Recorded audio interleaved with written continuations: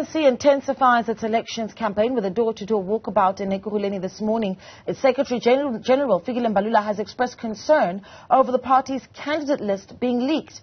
The IEC has taken responsibility, acknowledging that someone from the inside leaked it. ANC spokesperson Mahlengi Bengu Mutsira joins us in studio. Thank you so much for joining us and a good morning to you. And thank you for having us, Naledi. Well, let's talk about this. So when you found out and when you saw that the candidate list had been leaked and your initial reaction?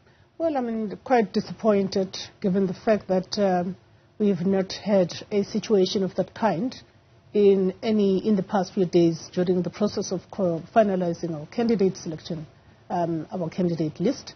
And lo and behold, we submit the list and to the IEC, and then there's a leak. But I do want to talk about what is in the list. Because, of course, we wrote to the IEC. The IEC went into their own records in tracking and found that, indeed, there is a reason to apologize to the African National Congress. We do accept that apology because the IEC continues to be a credible institution. If there are people that are trying to undermine the work that the IEC has been doing over the years, since the dawn of democracy, the ANC stands on the side of the IEC. But we do expect that the IEC will get to the bottom of this. So it sounds like you have a very forgiving approach here to what's happened within the ranks of the Independent Electoral Commission. But what wonders if they should be concerned about the integrity of the Electoral Commission moving up to these hotly contested elections when a candidate list can be leaked. Is that not an issue for you? It is an issue for us, but at the same time, we've got to look at the IEC in totality. And that is why we urge the IEC to make sure that incidents of this nature do not recur. We also ask the IEC to give a clear explanation to the ANC about circumstances under which this happened and the investigations the IEC has undertaken to initiate in respect of this. So it's not a forgiving approach, but it is an approach that does not suggest that the IEC has failure to manage a credible election process. We don't have any conclusive reasons to make a statement of that kind. And certainly we do believe that the IEC has been able to really drive a free and fair election, and we hope that this is what is going to be happening, and we do trust that this is what is going to be happening this time around. Yeah, well, the list is out. Unfortunately, and South Africans have on social media platforms now seen what their candidate list does look like. Talk to me about how you came up with this list. I mean, we've seen the ANC sitting in those meetings throughout the week, really deciding on what names you submit to the IEC. And a big question, of course, has been whether or not those that have been named in the state capture report, for instance, will be making that list. How did you come to this list?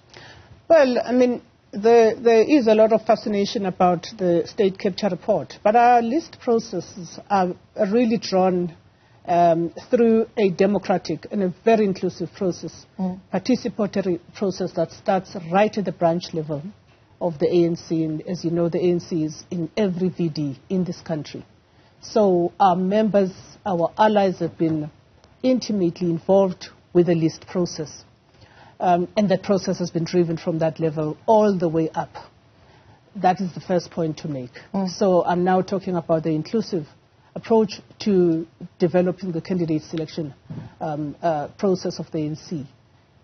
And before then, of course, the ANC National Executive Committee, given an injunction by the 55th National Conference, set out to develop candidate selection guidelines and which point out to who qualifies to be on the list of the ANC. And you would see that for the first time, in the spirit and in the practice of renewing and cleansing the ANC, in order to renew society, a number of other criteria was added. And so that is why in this list, which will be unveiled officially by the Secretary General and the chair of the Electoral Committee, President Halima Motlanthe, on Monday, but you will see already in this list that we've got sharp minds, bright minds, we've got young people accomplished in their different fields. You will see that we have majority women on the list, you will see that the list is quite inclusive of various and diverse sectors in our country. Women, rural, the LGBTQIA community. You would see that the disability sector is well represented. You will see that other national groups are well represented. So you are going to see a mosaic of an ANC representatives in Parliament that look like the South Africa we are and the South Africa we deserve. Yeah. So that is the one thing that we pride ourselves on, and that is why there's been so much rigor in the exercise. What does the conversation look like within the party? And I'm asking for, allowing us to be a fly on the wall. When the party sits and you put the candidates list together, where you then start to put the line where the step-aside rule is then concerned? Well, I mean, all of that will also be covered by the SGA on Monday. But we can say straightforward that there has been a lot of work done as part of the guidelines. Part of the guidelines says that all of the eligible individuals, for them to be eligible, have to subject themselves to scrutiny. And what is this scrutiny? It's the vetting and the screening process. And part of the vetting is whether you have a criminal record, what your qualifications and whether they are authentic, whether you have not been found guilty in a court of law, whether you've not been found guilty by an ANC internal process, and all of those things, in whether you are on step aside, all of those issues, and are going to be ventilated in a further detail. But we're very firm and clear about the need to ensure that the list that goes to Parliament is made up of people that are above reproach. Of course, there is also a tendency to conflate the findings of the State Capture Commission report to say anyone that was fingered, to use the language that the dominant lexicon in the media, fingered, should automatically be out of the list. But, the rule of law doesn't work like that in South Africa. They've got to be subjected, tested. You've got to be charged, should have been found guilty in the court of law.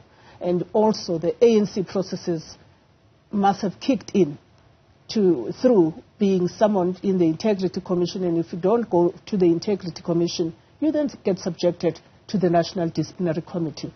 So the ANC has been really seized with that kind of matter, because when we talk about renewing the organization, we should be seen to be acting and dutiful to that injunction. Okay. I need to share this with you because this came in certainly this morning. A press release from the Democratic Alliance essentially saying that they, through a letter sent to the multi-charter, by the multi-party charter rather, the Democratic Alliance would like to see Antony Blinken of the U.S. coming to oversee the elections as an observer on the 29th of May. What do you make of that? Well, I mean, we find that to be quite really, really condescending to the people of South Africa. We have always had observers coming to observe any democratic election from time immemorial, since 1994. And these are always made up of observers from the global south and the global north and our own sisters and brothers in the continent. This statement by the DA is an attempted regime change, and it is an attempted rallying Western powers behind their agenda. We reject this. We reject it with the contempt that it deserves. The election observer mission process that gets guided by the IEC should be above board, should include all of those across the globe that are interested in covering the South African election. So this is really just a case of a form of neo-colonialism that is being perpetuated in the DA policies, for that matter, not just this is a manifestation of one of those. And so, I mean, this is absolutely nothing surprising. In fact, it reminds us of what President Ramaphosa said recently, that we're conscious of the fact that there will be systematic fight back campaign And there is absolutely no doubt that forces will do all in their power to present and prevent South Africa from concluding the case on the merits of the matter in the ICJ. This has a lot to do with our stance on Israel. This has a lot to do with our stance on Palestine. There's a lot to do with the fact that we currently enjoy a strong moral standing as a result of the outcome of the ICJ matter. Yeah, there's a lot for us to talk about. I mean, as this candidate list is being discussed, of course, are you concerned that the president's ID number is now out in the public? Absolutely concerned, not just that of the president, absolutely concerned that there's a strong violation, serious violation of the POPIA Act. Our comrades, their ID numbers are out there for anybody to see. Anyone can go and open accounts in their name. Anybody can perform illicit acts, using their IDs. So it is a serious matter, and this is a matter that we really call upon the IEC to intensify this investigation and be able to give comfort to the African National Congress. This is totally unacceptable. While I have you here, I think another issue that certainly has been a sharp focus over the news this week has been your court battle with the IEC over the logo of the MK party. I mean, why is that so important for the African National Congress to take on? Why does a logo matter so much, particularly for the electorate? It has to matter. It has to matter. I mean, if somebody comes to your home and uproot something that belongs to your forebears, would you take that lightly if you understand the power of heritage and the power of liberation heritage in this instance? It is an important matter. Pundits and apologies for stepping in, pundits and political analysts have argued that the ANC taking the IEC to court over this logo issue over the MK party shows paranoia from the part of the governing party. It can never be paranoia. The symbol MK is sacrosanct. People died. People died under MK. Young people were forced to flee the country to go and fight for the liberation of this country, and actually participated in other wars to liberate other forces in the continent, including, for example, Namibia. People died using this emblem, MK, this name, Umkhonto weSizwe, which is a product and an asset and a cultural good that belongs to the African National Congress and the people of South Africa. It cannot be misappropriated. That is why we're fighting. We are in court on the 19th of March. We are in court on the 27th of March, not because we want to do so. We're focused on our elections work, but that history won't be kind to us if we don't address that. Okay, and I know that we really came here to discuss the candidate list, and so I'll throw one last question at you before we wrap up.